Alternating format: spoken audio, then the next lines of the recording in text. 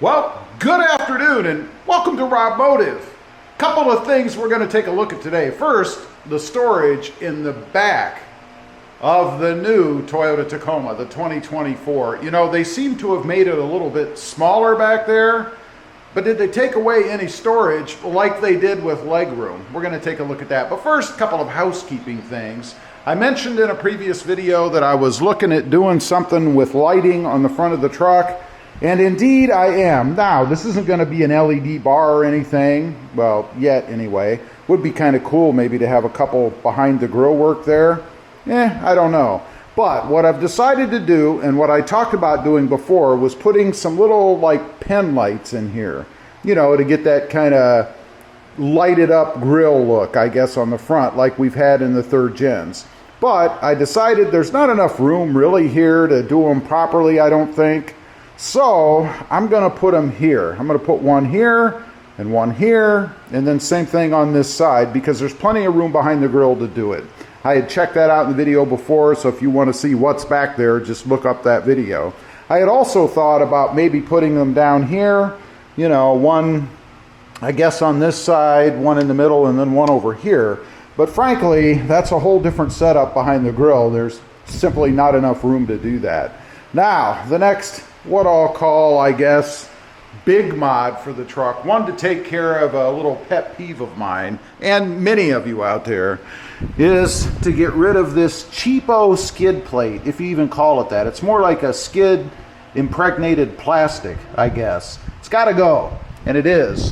What I've done, I bought a skid plate from RCI Off-Road, not sponsored by them, but hey, get a hold of me. Anyway, I got the heavier version. It is steel. It is powder coated. At least it's supposed to be. I have not actually opened the box yet. And it should take care of protection under the front where right now the truck is lacking. Now, one surprising thing, and if I had it to do over again already, I can say with this skid plate, I should have gone aluminum.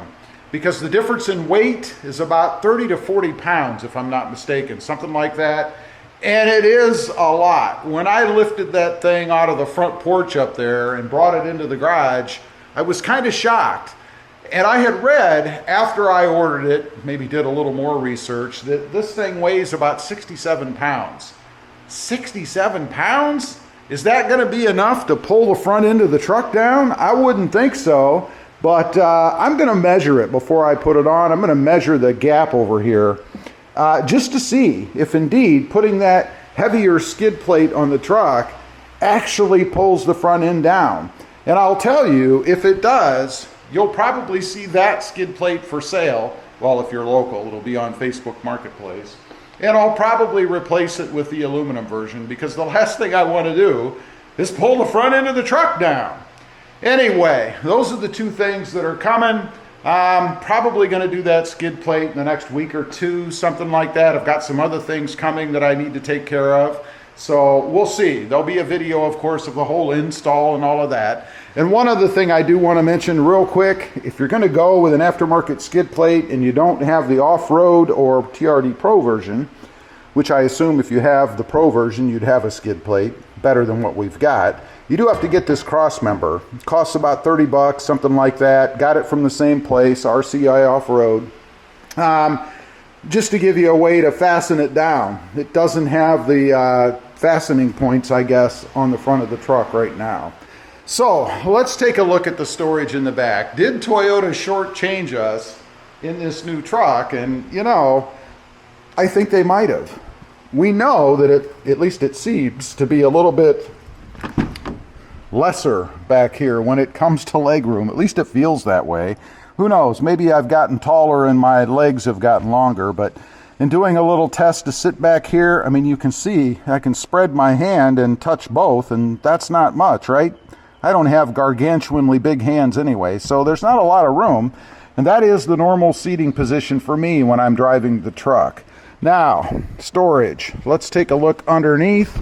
And of course, one of the big points of contention is this stupid strap that holds this seat up. You'll see it falls. Right now, it's being held up a little bit by the headrest, but otherwise it just falls down. There's a little nub right there that you kind of button this plastic. Is it plastic? Looks like plastic and metal inside. It's really cheap. But moving on, down here in the storage area, this side looks pretty good. I mean, I've got all the junk that I had here before, and it seems like there's even a little bit more room here in the center area because it's a little bit lower down in. So it looks pretty good there to me. However, let's take a look behind the seat, see if they did anything back there. Pull that up. And one thing I do want to mention, it's nice. You're able to put the seats down now. What's this? You're able to put the seats down now without having to take out the headrests. That's nice. You don't have to worry about trying to store them anywhere. And speaking of that, did they still give us the ability to store them under here? No, they didn't. If you remember, the seat used to fold this way, and then there were holes in the top of it where you could put these headrests. You don't need that anymore. You just simply do that. As far as room goes, it might be a hair narrower on this side, I think, than it used to be before, and not as deep either. They did put some sort of a cloth here, and it is for sound deadening, I'm sure. Used to be just a plastic piece all the way across there. It was kind of neat because you could hang groceries and things. They had hooks. I don't see any hooks or anything, and I don't know how it would be. This is really, it's just a sound insulation, and it's very, very flimsy. Let's go take a look at the other side. And also wanted to note how flat the seats go. A lot of people ask that. How flat do the seats go? Are you able to maybe have a dog or something ride back there? We'll take a look. Let's check out this side. We've got the same setup as far as the seat goes. The little clasp on the side that plugs into the little plug thing up there. Let's open this up. They shortchanged us here for sure, in that we now have this area. And I think this is where the hybrid battery goes. If you have the hybrid version, I'm not sure.